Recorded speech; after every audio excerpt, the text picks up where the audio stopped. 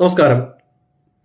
1937 provincial ഇലക്ഷനിൽ അന്നത്തെ കോൺഗ്രസ് പ്രസിഡന്റായിരുന്ന നെഹ്റുവിന്റെ ഭാഗത്തു നിന്നുണ്ടായ തെറ്റായ ഒരു തീരുമാനത്തിന്റെ അനന്തര ഫലങ്ങളെക്കുറിച്ചായിരുന്നു കഴിഞ്ഞ 2 വീഡിയോകളിൽ നമ്മൾ സംസാരിച്ചത്.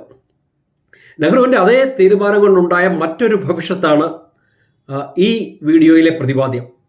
1937 ഇന്ത്യയിൽ ആദ്യമായി പ്രവിശ്യ തലത്തിൽ അല്ലെങ്കിൽ പ്രോവിൻസ് തലത്തിൽ പൊതു തെരഞ്ഞെടുപ്പ് നടക്കുന്നത്.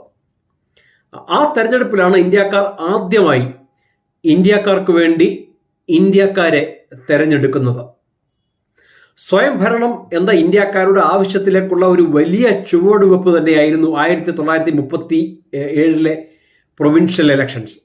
പ്രൊവിൻഷ്യൽ ഇലക്ഷൻ നടക്കുന്നതിനും വരെ കോൺഗ്രസും ലീഗും ഉൾപ്പെടെ ഒരു രാഷ്ട്രീയ പാർട്ടിക്കും അവരുടെ യഥാർത്ഥ ശക്തി അല്ലെങ്കിൽ ജനങ്ങൾക്കിടയിലെ സ്വാധീനം എന്താണെന്ന് അറിയില്ലായിരുന്നു. തെരഞ്ഞെടുപ്പിൽ കോൺഗ്രസ് വലിയ വിജയം നേടി. 11ൽ 8 പ്രോവിൻസുകളിലും കോൺഗ്രസ് അധികാരത്തിലെത്തി. ഓൾ ഇന്ത്യ മുസ്ലിം ലീഗിന് ഒരു പ്രോവിൻസിൽ പോലും അധികാരത്തിലെത്തുവാൻ സാധിച്ചില്ല. മുസ്ലിം രാഷ്ട്രീയത്തിന്റെ ഒരു നേർചിത്രവും ഈ തെരഞ്ഞെടുപ്പ് വെളിപ്പെടുത്തി. 1937 പ്രൊവിൻഷ്യൽ ഇലക്ഷനിൽ മുസ്ലിം സംവരണ സീറ്റുകൾ ഉണ്ടായിരുന്നു. ആ സീറ്റുകളിൽ ഏത് പാർട്ടിയിൽ നിന്നായാലും മുസ്ലിങ്ങൾക്ക് മാത്രമേ മത്സരിക്കുവാൻ സാധിക്കുമായിരുന്നുള്ളൂ. മുസ്ലിം സമുദായത്തിന്റെ പൂർണ്ണ പ്രാതിനിധ്യം തങ്ങളോടൊപ്പമാണെന്നായിരുന്നു കോൺഗ്രസും മുസ്ലിം ലീഗും അവകാശപ്പെട്ടിരുന്നത്. എന്നാൽ ഇലക്ഷന്റെ റിസൾട്ട് വന്നതോടെ ഈ വാദങ്ങളെല്ലാം പൊളിഞ്ഞു. ഭൂരിപക്ഷം മുസ്ലിങ്ങളും കോൺഗ്രസിലോ മുസ്ലിം ലീഗിലോ വിശ്വസിച്ചിരുന്നില്ല. മുസ്ലിം സംവരണ സീറ്റുകളിലെ 25% സീറ്റുകൾ മാത്രമാണ് മുസ്ലിം ലീഗിന് ലഭിച്ചത്. കോൺഗ്രസിനാകട്ടെ വെറും 6%. ബാക്കി 70% മുസ്ലിം സംവരണ സീറ്റുകളിലും പ്രാദേശിക മുസ്ലിം പാർട്ടികളാണ് ജയിച്ചു കയറിയത്. ഈ പ്രാദേശിക മുസ്ലിം പാർട്ടികൾ ഒന്നും തന്നെ വിഭജനത്തിനെ സപ്പോർട്ട് ചെയ്തവരായിരുന്നില്ല. ഭാരതത്തിനെ വിഭജിക്കുന്നത് അള്ളാഹിക്കെതിരാണെന്ന് കരുതിയ പാർട്ടികളായിരുന്നു അവർ. ഇന്ത്യ വിഭജനം ആദ്യകാലത്ത് മുസ്ലിം ലീഗിന്റെയും അവരുടെ കൂടെ നിന്ന ഏതാണ്ട് 22% വരുന്ന മുസ്ലിങ്ങളുടെയും മാത്രം ആവശ്യമായിരുന്നു. മിക്ക മുസ്ലിം ഭൂരിപക്ഷ പ്രദേശങ്ങളിലും ജിന്നയുടെ മുസ്ലിം ലീഗ് ശക്തമായിരുന്നില്ല.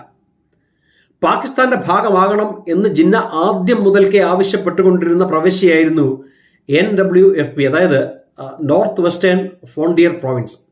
അവിടെ 95% മുസ്ലിങ്ങളായിരുന്നു. എന്നാൽ 1937 പ്രൊവിൻഷ്യൽ ഇലക്ഷനിൽ അവിടെ ഭരണം കിട്ടിയത് കോൺഗ്രസിനാണ്, മുസ്ലിം ലീഗിനല്ല. അതായത് ഭൂരിപക്ഷം മുസ്ലിങ്ങളും കോൺഗ്രസിനാണ് വോട്ട് ചെയ്യുന്നത്, മുസ്ലിം ലീഗിനല്ല. എന്നാൽ ഈ ബഹുഭൂരിപക്ഷം മുസ്ലിം ജനസമൂഹത്തെയും ജിന്നയുടെ ക്യാമ്പിൽ എത്തിച്ചത് 2ാം ലോക മഹായുദ്ധ സമയത്ത് കോൺഗ്രസിന്റെ, പ്രത്യേകിച്ചും നെഹ്റുവിന്റെ തെറ്റായ ചില തീരുമാനങ്ങളായിരുന്നു. 2ാം ലോക മഹായുദ്ധം തുടങ്ങിയതോടെ കോൺഗ്രസിനോട് ആലോചിക്കാതെ വൈസ്രോയി ഇന്ത്യയെ യുദ്ധത്തിൽ പങ്കാളിയാക്കി. ഇത് കോൺഗ്രസിനെ ചൊടിപ്പിച്ചു. പ്രതിഷേധ സൂചകമായി എല്ലാ പ്രൊവിൻഷ്യൽ മന്ത്രിസഭകളും രാജിവെക്കുവാൻ അന്നത്തെ കോൺഗ്രസ് പ്രസിഡന്റായിരുന്ന പണ്ഡിറ്റ് ജവഹർലാൽ നെഹ്റു ആവശ്യപ്പെട്ടു. പട്ടേലിനോ ഗാന്ധിജിക്കോ ആത്മഹത്യാപരമായ ഈ തീരുമാനത്തിനോട് യാതൊരു യോജിപ്പും ഉണ്ടായിരുന്നില്ല. എന്നാൽ നെഹ്റുവിന്റെ കടുംപിടുത്തത്തിന് വഴങ്ങി എല്ലാ കോൺഗ്രസ് മന്ത്രിസഭകളും രാജിവെച്ചു. കോൺഗ്രസ് രാജിവെച്ചതോടെ ബ്രിട്ടീഷുകാരുടെ സഹായത്തോടെ ജിന്ന മുസ്ലിം ലീഗിന്റെ മന്ത്രിസഭകൾ ഉണ്ടാക്കി. അതിന് ജിന്നയ്ക്ക് വേണ്ട സകല സൗകര്യങ്ങളും ചെയ്തു കൊടുത്തത് അന്നത്തെ വൈസ്രോയി ആയിരുന്ന ലിൻ ലിത്ഗോ ആയിരുന്നു. മുസ്ലിം ലീഗ് അധികാരത്തിലെത്തിയതോടെ ആ പ്രവിശ്യകളിലൊക്കെ ഉണ്ടായിരുന്ന പ്രബല മുസ്ലിം പാർട്ടികളൊക്കെ ജിന്നയ്ക്കും മുസ്ലിം ലീഗിനും ഒപ്പം അണിനിരുന്നു. 11ൽ 8 പ്രോവിൻസുകളിലും അധികാരത്തിലിരുന്ന കോൺഗ്രസിന് നെഹ്റുവിന്റെ തീരുമാനം കാരണം എല്ലായിടത്തും അധികാരത്തിൽ നിന്നും പുറത്തു വരേണ്ടി വന്നു. അതേസമയം ഒരിടത്ത് പോലും അധികാരത്തിലെത്തുവാൻ സാധിക്കാതിരുന്ന മുസ്ലിം ലീഗ് കോൺഗ്രസിനെ പിന്തള്ളി അധികാരത്തിലെത്തുകയും ചെയ്തു.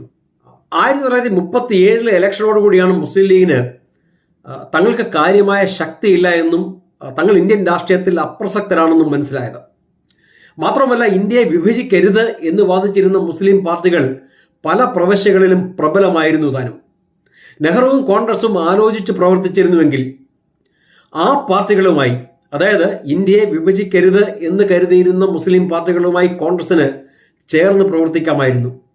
അങ്ങനെ കോൺഗ്രസ് ചെയ്തിരുന്നുവെങ്കിൽ ജിന്നയെയും പാകിസ്ഥാൻ എന്ന ആശയത്തെയും എന്നേക്കുമായി കുഴിച്ചു മൂടുവാൻ സാധിക്കുമായിരുന്നു. VP മേനോൻ പറഞ്ഞത് കോൺഗ്രസ് മന്ത്രിസഭകൾ രാജിവെച്ചില്ലായിരുന്നുവെങ്കിൽ ജിന്നയോ മുസ്ലിം ലീഗോ ഉയർന്നു വരുമായിരുന്നില്ല. നിർഭാഗ്യവശാൽ നെഹ്റുവിന്റെ തീരുമാനം കോൺഗ്രസിനെ അപ്രസക്തവും ലീഗിനെ പ്രസക്തവുമാക്കി. അതിനുശേഷം ജിന്നയും ബ്രിട്ടീഷുകാരും ലീഗുമാണ് സ്വാതന്ത്ര്യത്തിന്റെയും വിഭജനത്തിന്റെയും നിബന്ധനകൾ തീരുമാനിച്ചത്. അടുത്തയാഴ്ച മറ്റൊരു നെഹ്റുവിയൻ ബ്ലണ്ടറുമായി കാണുന്നിടം വരെ thank you so much. Vande Mataram.